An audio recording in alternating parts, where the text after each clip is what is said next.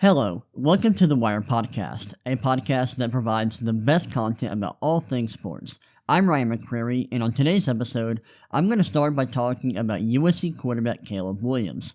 Earlier this week, I released a breakdown of his game, his skill set, what he does well, what he doesn't do quite so well, and the 2024 NFL Draft is just a few months away, so I want to start my draft coverage by talking about one of the best prospects in this year's draft. After that, I want to talk about the Golden State Warriors, who are on a hot streak right now. And they've been playing really well recently. I want to talk about what they do really well, specifically on offense, and what their ceiling is this season. And then to close out today's episode, I want to talk about Spurs rookie sensation Victor Wembanyama. He is having an incredible rookie season, and I want to discuss just how good he is at the moment, and just how good he can become down the road. And that's what we have on tap for today's episode. I hope you're excited. I know I am. And let's go ahead and dive right in.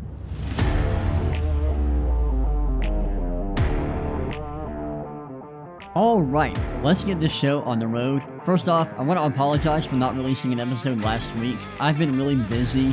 First off, preparing for the NFL Draft. I've been collecting stats for all the prospects, doing a lot of work for that, so that's why I didn't get an episode out last week. It feels like it's been a while since I've recorded the podcast, but it's been only 1 week, only 7 days. But I'm glad to be back. Let's go ahead and get started by talking about Caleb Williams. So, like I said in the intro, earlier this week, I released a breakdown of Caleb Williams. I went through some numbers for him. I went through some film, looked at a few plays from his freshman season at Oklahoma, and a few plays from his sophomore and junior seasons at USC. And I want to just talk about his game on the podcast a little bit, and talk about a few things that I didn't talk about in my video. I want to talk about what he does well, what he doesn't do quite so well, and a few reasons why I am really high about him, or really high on him as a prospect. So first off, let's talk about what Caleb Williams does well. The first thing that everyone notes when they talk about Caleb Williams is his ability to play outside of structure and his arm talent overall. Caleb Williams' arm talent is spectacular. It's pretty incredible. I think his arm strength and when I talk about arm strength, I mean a quarterback's ability to throw the ball with velocity. I think his arm strength isn't quite elite. It isn't up there with like Josh Allen, Justin Herbert. His arm strength isn't quite elite, but I think his arm talent, his ability to throw the ball on the move, throw the ball from different arm slots, is really good. It's incredible. And in my opinion, he probably has the best arm talent in this entire draft. His ability to make throws off platform, out of structure, on the move, from different arm angles is really, really impressive. And he's a great playmaker. He's really good at scrambling outside the pocket and creating plays when plays break down. I think that's very clear on film, and that is something that everyone knows about Caleb Williams, and it's a big reason why people think he is such a good prospect. I also love what he provides as a runner. I highlighted that in my video. I think his rushing ability is really good. When opposing defenses play perfect coverage, he's able to get outside the pocket and create yards as a ball carrier. I think this is one of the things that makes him pretty similar to Patrick Mahomes. His ability to run, to generate first downs, generate yards on the ground is really impressive, and I think this is an avenue where he is going to be able to generate efficient offense, kind of similar to the way that Patrick Mahomes does as a rusher. I also love his ability to execute within structure. A lot of people one of the biggest criticisms that people have about Caleb Williams is that he plays out of structure too often, and they worry that he may not be able to play within structure at the next level. To be honest, I think this concern has a lot of validity. I think there are times where Caleb Williams does play outside of structure too much. However, I want to make it very clear. I think Caleb Williams is excellent within structure. When he is given the chance to play from within the pocket, he's really good. And I don't want people to think that he can't do that. He can. He just doesn't do it that often, or he didn't do that often in college. And I think there are reasons for that. I think part of the reason why he didn't do that this past season has a lot to do with his supporting cast and his play calling, which I didn't think was that good. I thought Lincoln Riley and Cliff Kingsbury put a lot on his plate, required him to do a lot, and didn't give him a lot of layups. And I think those two reasons are like the biggest reasons why he was playing outside of structure so much, especially in 2023. But I really like the way that he executes from within the pocket. I think when he is given the chance, he is able to go through his reads quickly, on time, and he's able to get the ball out on target. And especially when targeting the middle of the field, I think that's something that he does really well. I saw a few plays where he handled blitzes well, where he displayed really good pocket movement and pocket navigation, where he was able to, from within the pocket, evade pass rushers, extend plays without scrambling outside the pocket, and then making a nice throw. So I think he's really good at executing from within the pocket, within structure, and I know that is a major concern for a lot of people, but in my opinion, I think Caleb is actually really good within structure, and I'm not worried about this part of his game whatsoever, honestly. Now, as much as I love Caleb Williams, he isn't perfect, and he does have some big weaknesses. I think one of his biggest struggles right now, or one of his biggest weaknesses at this point, is that he tries to do too much sometimes. There are some plays where he turns down checkdowns, hunting a big play, and that gets him in trouble. And I think this is the biggest reason why his time to throw was so high in college. I think this is the biggest reason why his turnover-worthy play rate and his pressure to sack rate were so high in 2023 during his junior season. And this weakness was on full display during the Notre Dame game from this past season.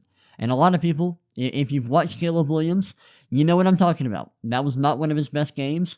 Honestly, I thought there was a lot to like about that game from Caleb, but there were some plays in that game where he just was trying to do too much, made some poor decisions, and it really hurt USC's offense. And plays like that happen sometimes. It's not a consistent issue, in my opinion. I didn't think it was a consistent issue when I watched this film, but this is a tendency that he has from time to time, and that's something that he will have to work on. But luckily, I do think that this problem is coachable, and I'm not really worried about this being a long-term issue, but the fact that this did show up on tape sometimes, and the fact that it did show up in his production from this past season, that is something that if you are an NFL team, that's something you should look into and something that should pique your interest and concern you to some degree. Another issue with Caleb is that he holds onto the ball for a long time. I don't think this is because he can't read defenses. I know that that's what some people will assume when they see that his time to throw is, when they see that his average time to throw is really high.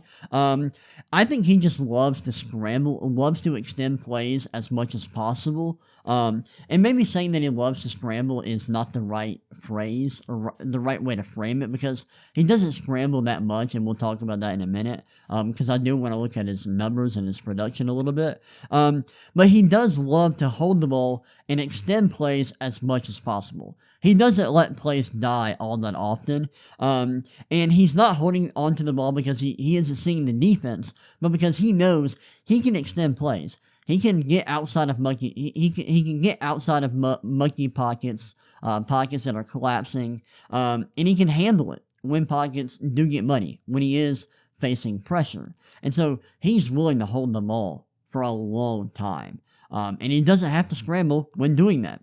And that's impressive, but sometimes he needs to learn to just let plays die.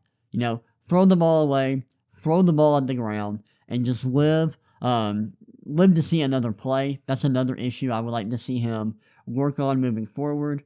But when I talk about all these things that he struggles with now, they're not consistent issues, and I think that they are all coachable, and they will improve when he's playing alongside better teammates, when he's, being coached by better coaches in the NFL. And so I am not really worried about all of these things long term.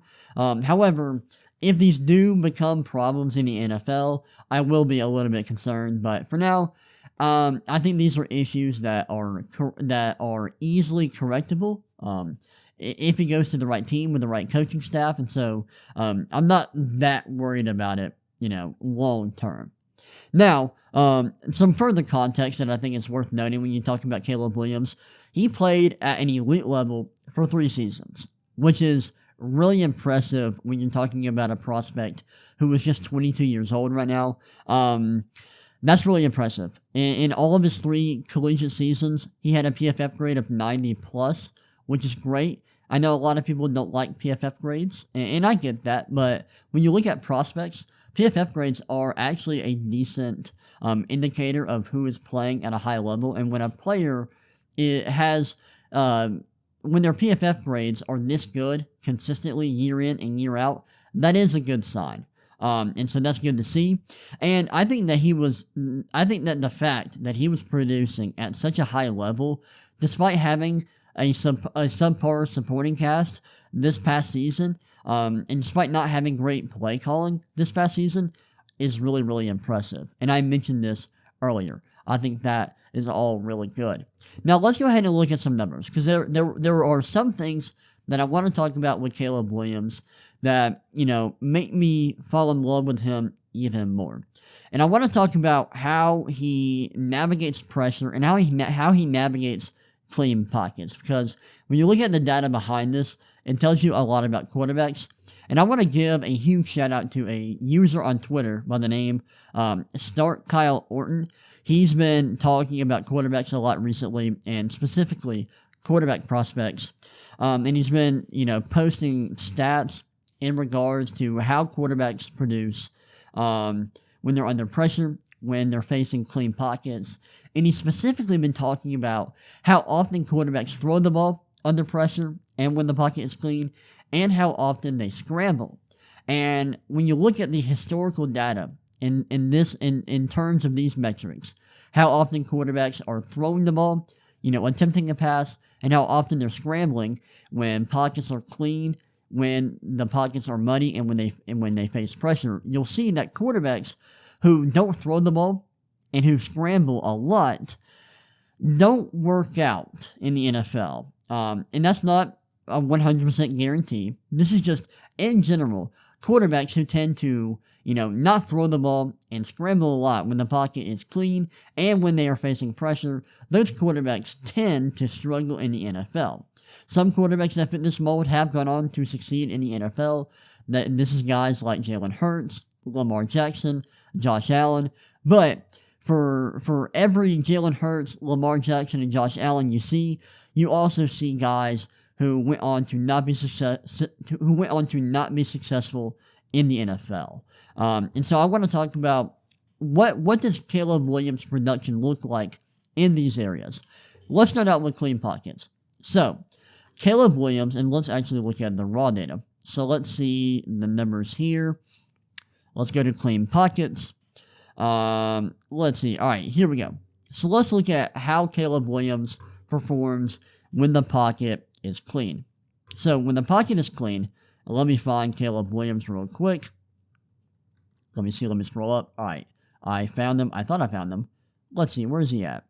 Do I have to search for his name? Nope, I found him. So when the pocket is clean, and these are numbers for Caleb Williams' entire collegiate career. The reason I use this is because all of these prospects have played hundreds to thousands of career snaps. And I don't want to just look at one season because that is cherry picking.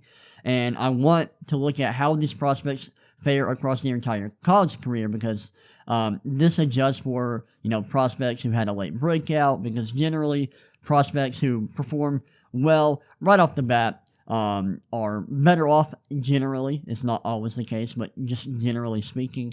And that's why I use the career numbers rather than numbers from prospects' final season. I want more data. I want all of the data that I can possibly find. And I don't want to, just cherry pick when players played well and their final season, because, these prospects they're not all the same age. They're not all at the same point in their development. And I don't want to cherry pick. I want to look at all the data that I can possibly find. So in Caleb Williams' college career, he faced he had a clean pocket around 66% of the time, and he threw the ball 96% of the time, which is good. That's above average. That's good to see. You like that. You don't want to see quarterbacks throw the ball too often.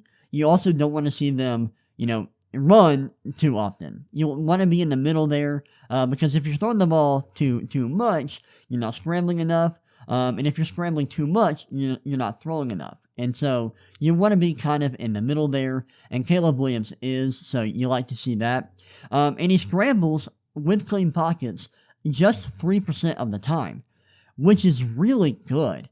And for how often he plays outside of structure, you would think that this number would be higher. But what this is showing me is that when he isn't facing pressure, he is going to stay within the pocket, and he wants to play within the pocket, and he's going to throw the ball more than he runs, and that is great to see. That is a really nice profile here when you look at how he performs with a clean pocket, and the other numbers are really good. His accuracy rate with a clean pocket is 80.5%, which is really good, and his PFF grade with a clean pocket is 92.1.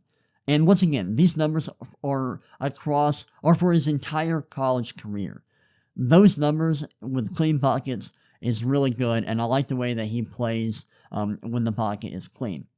Now we can look at how he performs when the pocket is not clean and when he faces pressure. So let's look at that. And let me go ahead and find him. So let's scroll here. So when he is facing pressure, which is 34% of the time, which is pretty high, he attempts to pass 68.7% of the time. That is a little bit below average. It's not bad. It's not terrible. But he definitely likes to scramble a little bit more when the pocket is not clean, when he does face pressure. And when he faces pressure, he scrambles 12.4% of the time. And that's actually not bad. That's not bad. That is not bad at all. And let me go ahead and see what that percentile ranking is for that right there. Let's see. So that scramble rate when the pocket is, when he faces pressure is 46th percentile. And like I said earlier, you want to be kind of in the middle there, so that's good to see. I know that sounds low. That sounds like it's below average, but that's close to the middle there, and that's what you like to see. You don't want to see a quarterback prospect scramble too much when they're facing pressure. You want to see them stand tall within the pocket and throw the ball when they're facing pressure. But you don't want to see them throw the ball too much. You want to see them scramble a little bit. You want to see that they can run, that they do have some level of mobility, but you don't want to see them, drop their eyes as soon as they see pressure and scramble all the time. You want to see a balance there. And we see that with Caleb Williams, and that's really good to see. And his numbers under pressure they're not amazing, but they're fine. And let me go back to see his raw numbers here in this area. So let's go back and find him. Let's see. Where is he at? Let me find you. I had him, and then I lost him. Let's see. Can I find him again? Alright, I found him. His career PFF grade under pressure was 58.6, which is a little low. That's lower than you'd like. And his accuracy rate under pressure was 62%, which is a bit low. You would like to see that be better, but it's not terrible. It's just not great. He is not the best quarterback under pressure. And so you would like to see that improve, but these numbers are actually decent when you adjust for the fact that he was pressured on 34% of his dropbacks. For guys who are pressured that often, these numbers are actually decent. And so for the volume of pressured dropbacks he was facing in college, he actually was quite productive. But I would not say that he was elite under pressure in college. He was in 2022. Wasn't in 2023, and when you look at his career as a whole, he was just solid under pressure, but not amazing. And I think when you look at these numbers, when you get the context And when you see the context of how he handles pressure and how often he's throwing the ball when he faces pressure and how often he's scrambling with clean pockets, you'll see that he likes to play from within the pocket. He doesn't like to scramble when he doesn't have to. He does want to play from within structure, and I think that's great. You don't see that with every prospect. That's something that Jaden Daniels struggles with a bit, and I think this goes against what most people think about Caleb Williams. They watch his highlights, they watch him play, and they're like, man, this guy's playing outside of structure all the time. He doesn't want to play from within the pocket. He can't play from within the pocket, and I'm worried about it. And in my opinion, I think the data shows that the opposite is true. Caleb Williams wants to play from within the pocket, and he can, and he does it at a high level. And the data actually shows that he doesn't scramble all that often. I think his scramble rate in college for all dropbacks was like 6.6%, which is not low and not super high. It's like in the middle, which is what you want to see. And I think that's great. And he does play outside of structure. He does scramble sometimes, but he's really selective with it.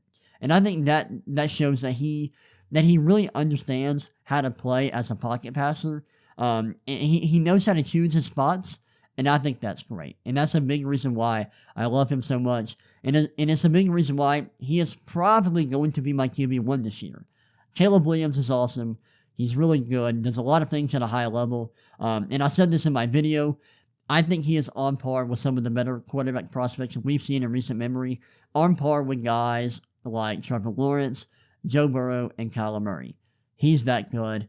He isn't perfect. He does have things he needs to work on, but overall, I think he's really good. And after watching the tape and looking at the numbers, I've become really comfortable with him as a prospect, and I like him a lot. He's awesome.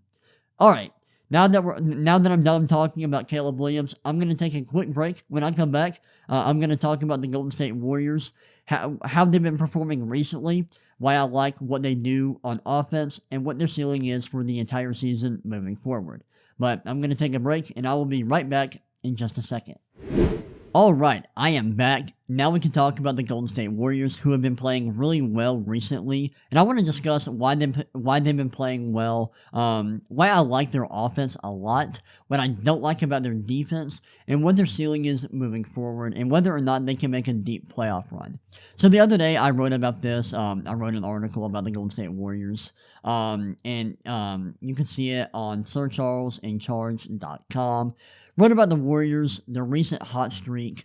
I talked a lot about their offense, a few things they do really well on that end of the floor, some things I don't like about their defense, and overall, spoiler alert, why I'm a bit pessimistic about the Warriors. So let's talk about them.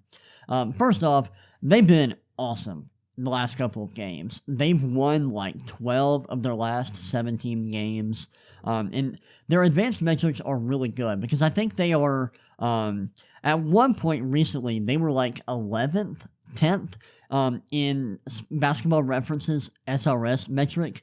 And SRS stands for Simple Rating System. And basically this stat is opponent adjusted average scoring margin. So it takes every team's average margin of victory and adjust it for the opponents they are facing. So by this metric, the Warriors are an above average team and at some points in the season have been a top 10 team. Right now they are like 30-27, I believe. I don't have their updated record right in front of me. These numbers are from like a day ago, and I'm recording this on Wednesday. And so some of these numbers are like a day outdated, but at one point they were like 29-27. They just beat the Wizards, and so I think they are 30-27. And they are the 10th seed in the Western Conference, I believe, maybe the 9th seed. So they are in like the play-in right now. That's what kind of position they are in when you look at the Western Conference standings. And they've been on a hot streak. They're on they've won a lot of their last like 17 games. One thing to note about this team is their offense is really good. They're like 9th in offensive rating at the moment. So their offense is really good, well above average. the biggest reason why their offense is so good is because of Stephen Curry. Stephen Curry has been awesome this year, specifically as a scorer. He's averaging around 28 points and 5 assists per game on 63.1% true shooting, while shooting around 41% from 3 on a ridiculous 11 attempts per game, which is unbelievable. His productivity as a scorer is insane. He's really good as an isolation scorer. I talked about this in my article. He's averaging about 1.15 points per possession in isolation, which is well above the league average. He doesn't operate in isolation all that often, but he's really good when he does. And when you watch him play, like, he's coming off of screens a lot.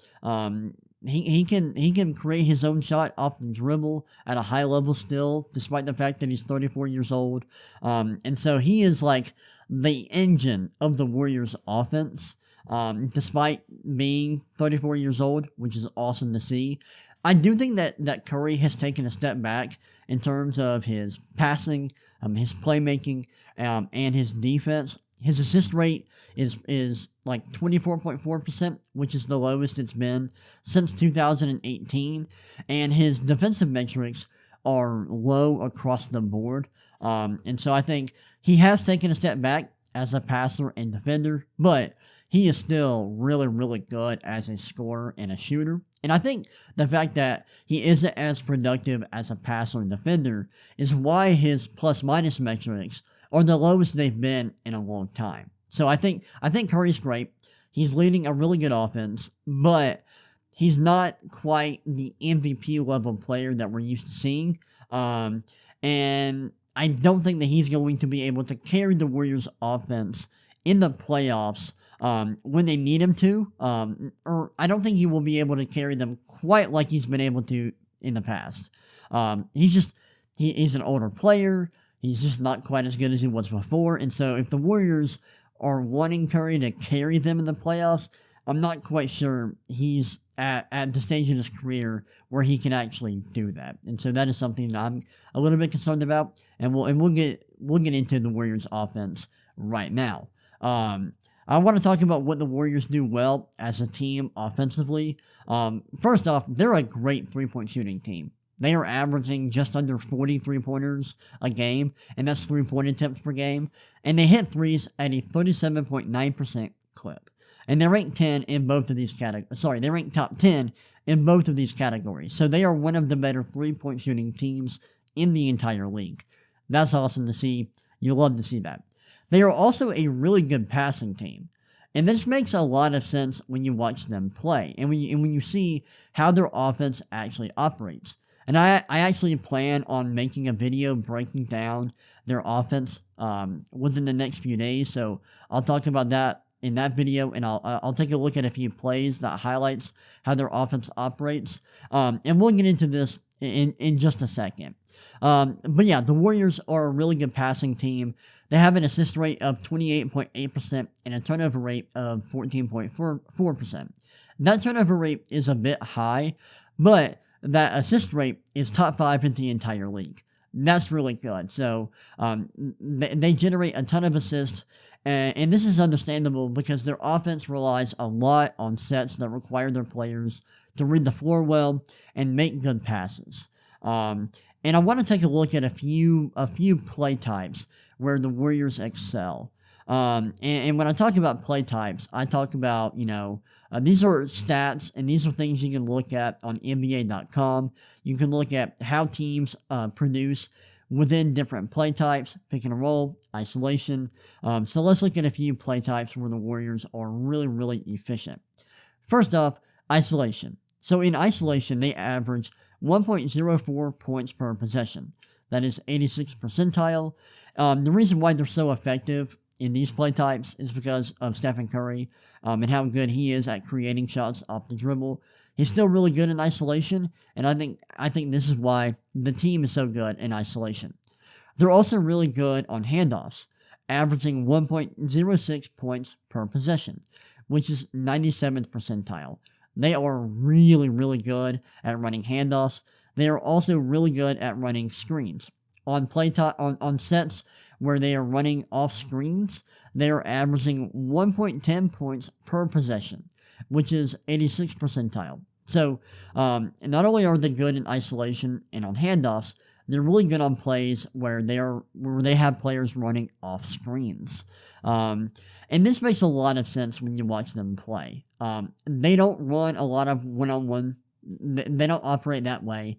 They have, when you watch them play, there are a lot of plays where they have guys running off cuts, running off pin downs, running off back screens. They utilize a lot of handoffs and off-ball screens. And they actually lead the entire league in terms of the frequency in which they run plays off screens with a mark of 9.7%. And no other team reaches even just 8%. So they are running off-ball screens a lot. It is a huge part of their offense, and they are really good at it. They're really just very creative offensively.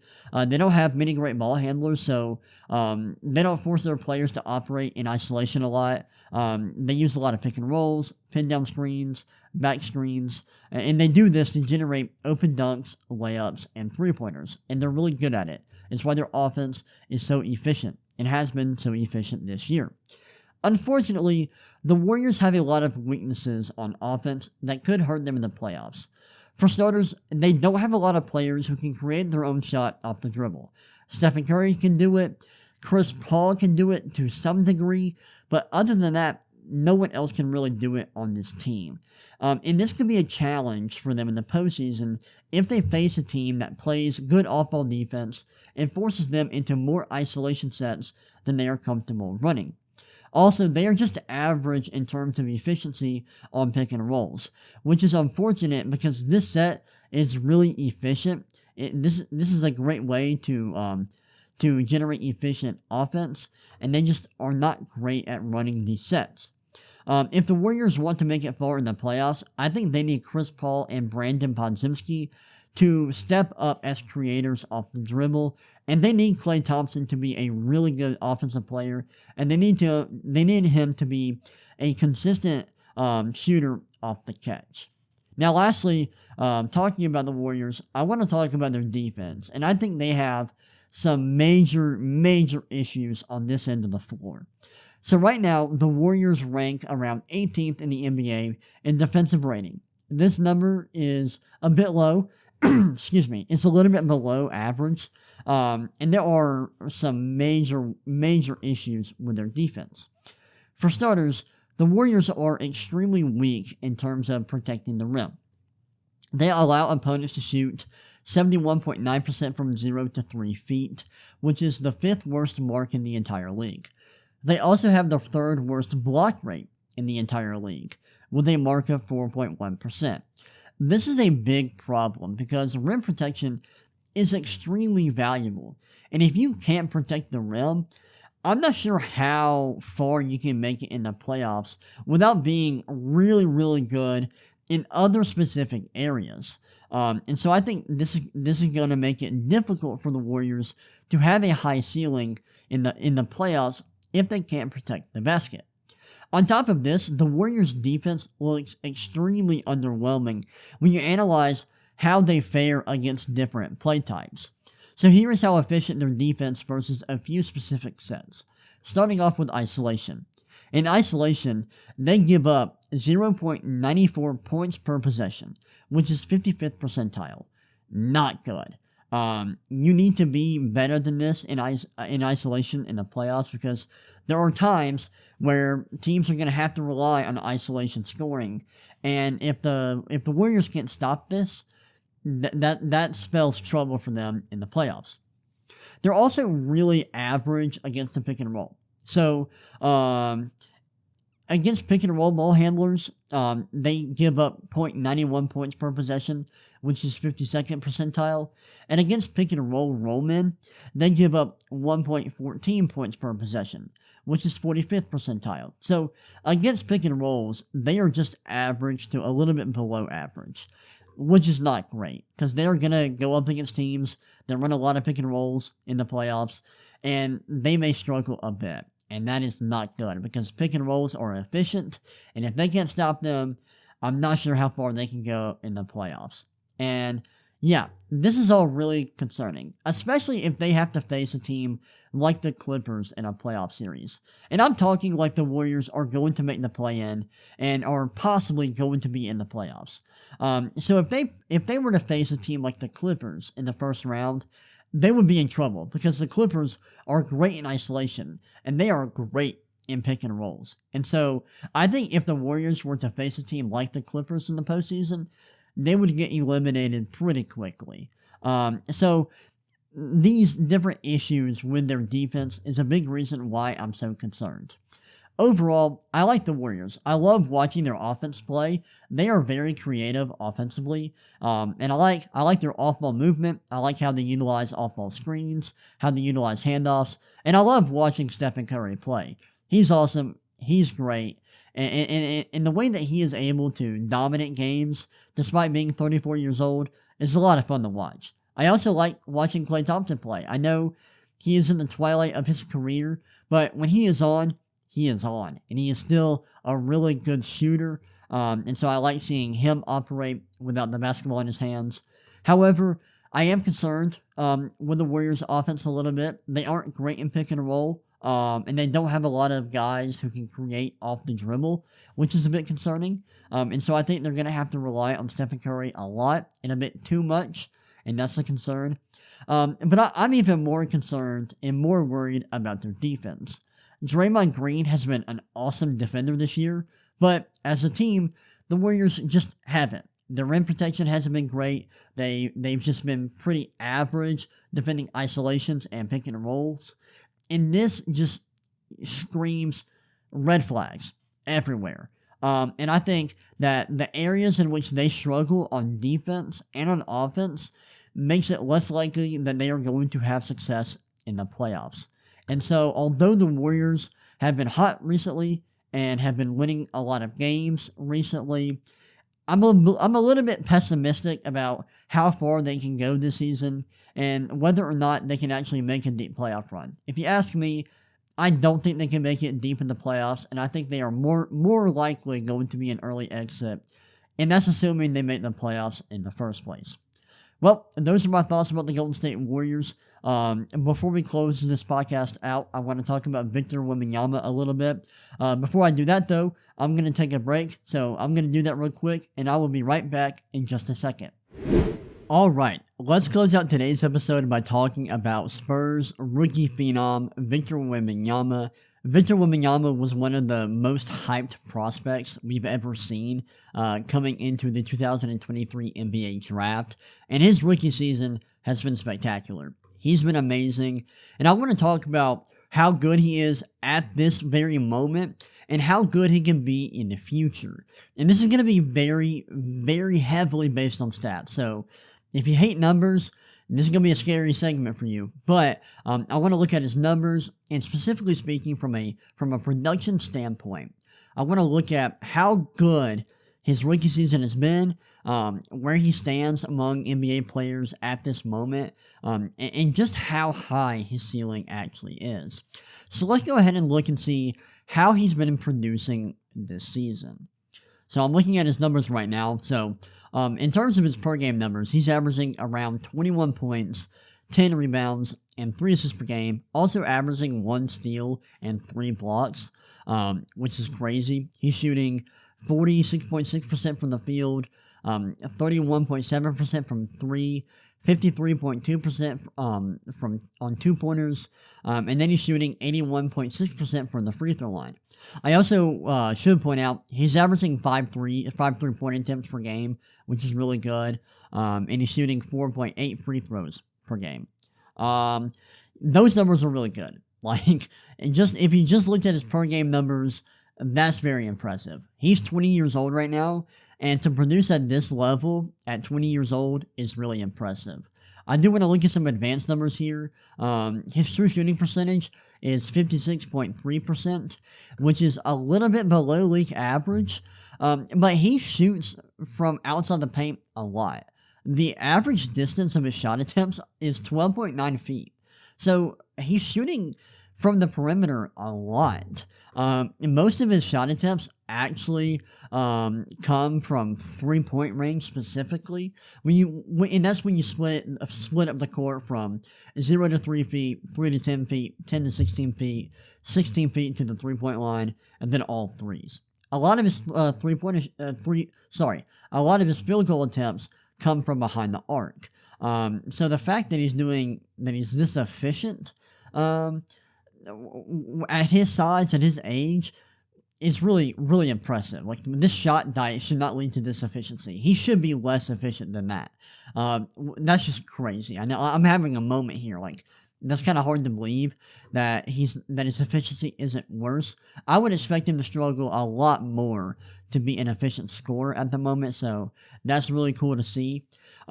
He isn't the best offensive rebounder. His offensive rebound rate is 8%, which is a bit low for a guy his size, but I would say that the reason why his offensive rebound rate is a bit low is because he plays on the perimeter a lot more than a 7'4" guy usually would. And so I would venture to say that that's probably why his offensive rebound rate is a bit low. His defensive rebound rate is not low. It's 30.8%, which is incredible, and his total rebound rate is 19.2%. So he's a very good rebounder, specifically as a defensive rebound rate. As a defensive rebounder, that's where he really shines as a rebounder. Now, let's get into his defensive metrics. And actually, before I do that, I do want to point out I want to finish off looking at his offensive numbers. His usage rate is 31.9%, which is like ridiculous for a guy who's 20 years old. That's nuts. And he's been really productive as a passer. His assist rate is 19.1%, and his turnover rate is 15.9%. That turnover rate is a little bit high, but not terrible. And that assist rate is incredible for a big man. And that's really good for a big man who is 20 years old. Like, the passing upside here is really, really high. So you love to see that. Now we can get into the defensive numbers. His steal rate is 2.2%, which is really good for a big. And his block rate is 9.8%, which is freaking nuts. Like, that hold up. We got to get a sound effect here. Hold up. Look, we got to throw this up here. Let's see. Let's go. A block rate of 9.8%. That is crazy, and that was really loud. I am so sorry for everyone listening. I am so sorry. That was so loud. My bad. Let's try it again. There we go. That was more reasonable, but I'm sorry for anyone who just died listening to this podcast. I apologize. That block rate is really impressive. Really, really good. You love to see that. I also want to look at the way he's been producing over the last 2 months specifically. He's been really productive in January and February. In January, he averaged like 24 points, 10 rebounds, 3 assists per game. In February, he's averaged 21 points, 11 rebounds, and 4 assists per game. In January, he had a true shooting percentage of 60.5%. In February, he had a true shooting percentage of 57.9%, which are both way higher than his efficiency was in the first 3 months of the season, which is great to see. I wanted to look at his defensive numbers in terms of on-off. When he is on the court, the Spurs' defensive rating is 115.2, which means they are allowing 115.2 points per 100 possessions. When he's off the court, that number falls dramatically to 122.5. So the Spurs' defense is 7.3 points better when Wemby is on the floor versus when he is off the floor, which is great to see. And advanced defensive metrics make it very clear that he is a terrific defender already. And that leads to something I wanted to look at, and that is these catch-all metrics. What do these catch-all plus-minus type metrics say about Victor Wembanyama and his performance this season? So we're going to look at a few different plus-minus metrics. We're going to look at box plus-minus from Basketball Reference. We're going to look at estimated plus-minus from dunksandthrees.com. We're going to look at LeBron from bbballindex.com, and we're going to look at DPM from Darko. And so we're going to take a look at four individual plus-minus metrics to see what they say about Victor Wembanyama and where he stands in the league today. So, according to BPM, Victor Wembanyama is worth 3.7 points per 100 possessions, and his BPM ranks 27th this season, which is great. That's awesome. You love to see it. The fact that he is already a top 30 player by this metric at age 20 is great to see. According to EPM, he is worth 3.8 points per 100 possessions, and I think in their metric, he is 26th in the entire league. And then by LeBron, he is worth 2.43 points per 100 possessions. And I think by their metric, he is 29th in the entire NBA. I will say, BPM, Bucks plus minus, and estimated plus minus, I believe that these metrics are descriptive. And what I mean by that is they are describing how well he has played so far this season.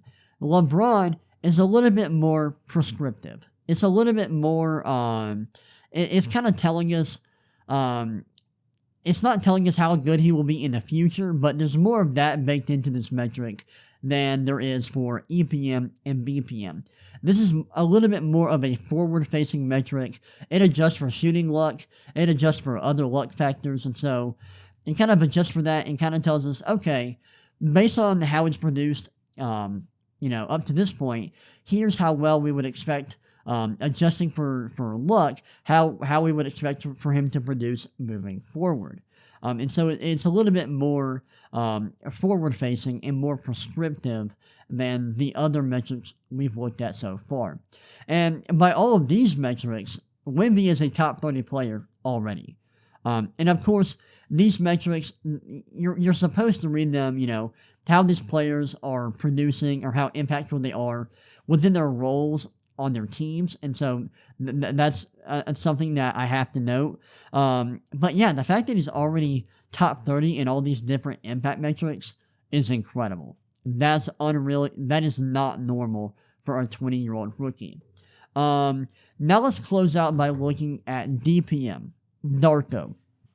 And Darko is very different than these other metrics. Darko, or DPM, this looks at, it's a plus-minus metric, but the way that it works is it looks at every game every player has ever played. And it uses that data to project moving forward. And it looks at game logs. It weights the more recent games more, but it looks at every game these players have ever played. And it, in my opinion, it's one of the better plus-minus metrics out there, because it isn't just telling you how these players are performing this season. It's kind of projecting moving forward, and I think that's really impressive. You can look it up and read about this metric. I would actually recommend you do that because it's a very impressive metric. So, right now, according to this stat, Victor Wembanyama is worth about 4.1 points per 100 possessions.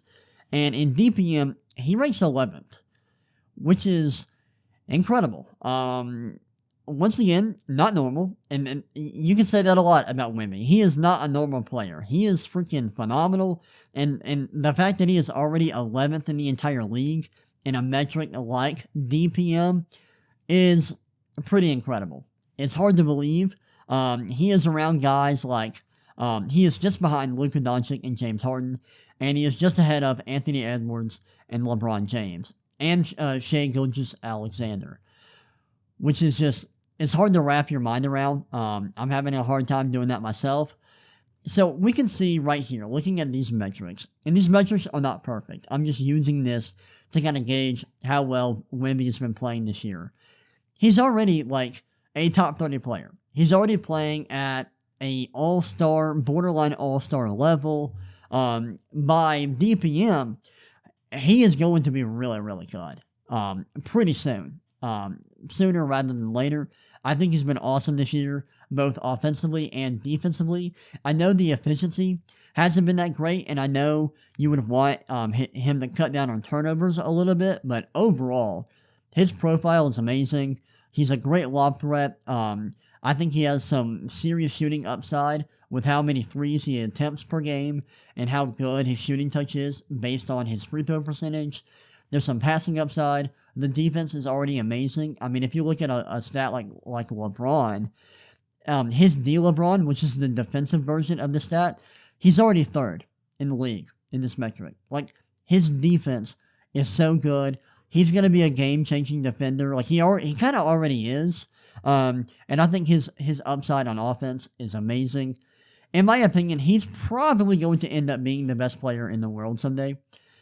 I think that's where we're headed. Right now, he's, playing at like an all-star, borderline all-star level, but it would not shock me if within the next 2 years, he is already in the best player in the world conversation.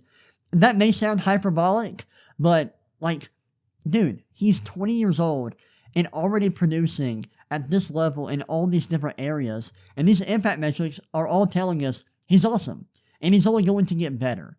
He's freaking crazy good. At some point, I want to talk about the Rookie of the Year race and kind of compare his case to Chet Holmgren's case. But for now, just talking about Victor Wembanyama, and yeah, he's a special player.